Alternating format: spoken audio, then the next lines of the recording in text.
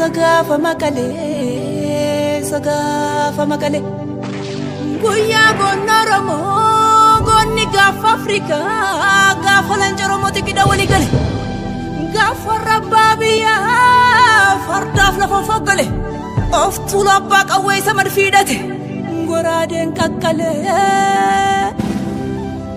gaf milki gonfanne senanu kajele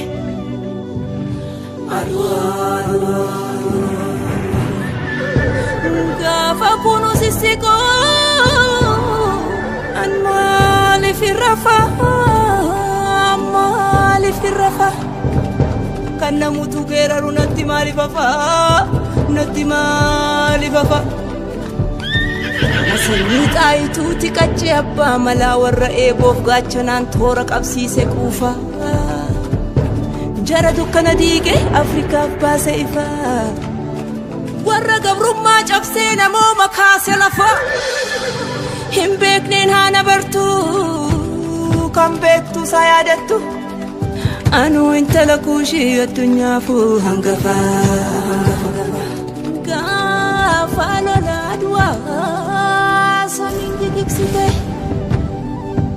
tu lun himsite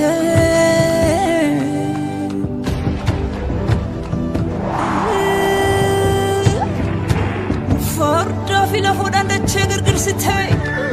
faranjin baragam biya dichite gotuma ke sansani sajab sifatte dunya labsite gonni fakaru luinat fakara gonni fakaru dina wal makara luina senan kamne tuduga ke gurgura luina senan kamne tuduga ke gurgura dua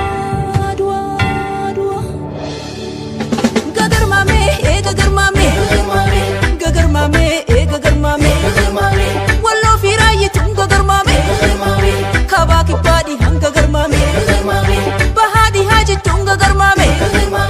biya mari hate tuwame gagar mame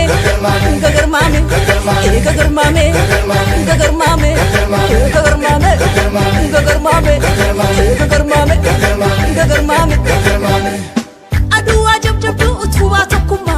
aduwa baredu faya guratuma aduwa kabaja faji wala buma aduwa hamatu da ho okoluma aduwa hadoftu da wa oftuluma hamtu siningi tusi chala hunduma katakuma dule abanke dina falmate tini raane katakuma dule abanke dina falmate tini raane katakuma da dule abanke dina falmate tini raane katakuma dule abanke dina falmate tini raane wandina gote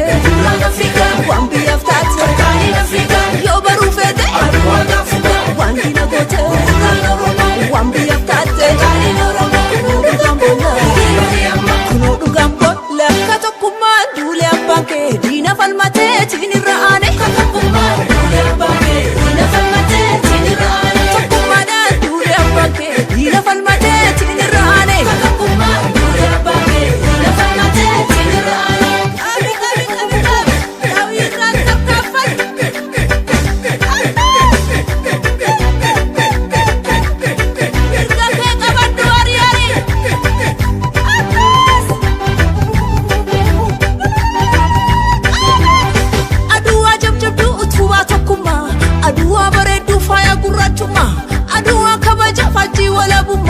aduwa hamatu da ho okoluma aduwa hadoftu da wa oftuluma hamtu siningi tusi chala hunduma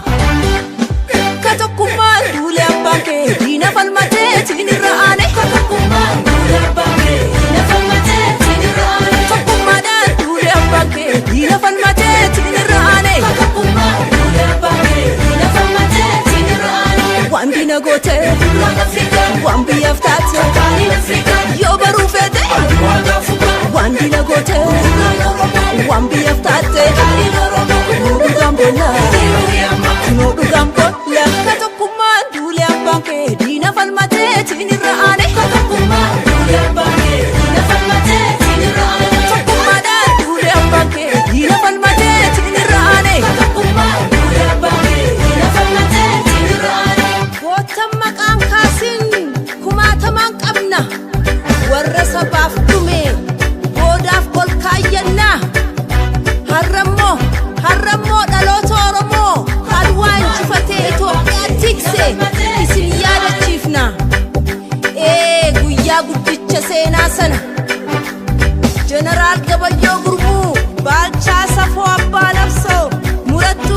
kiki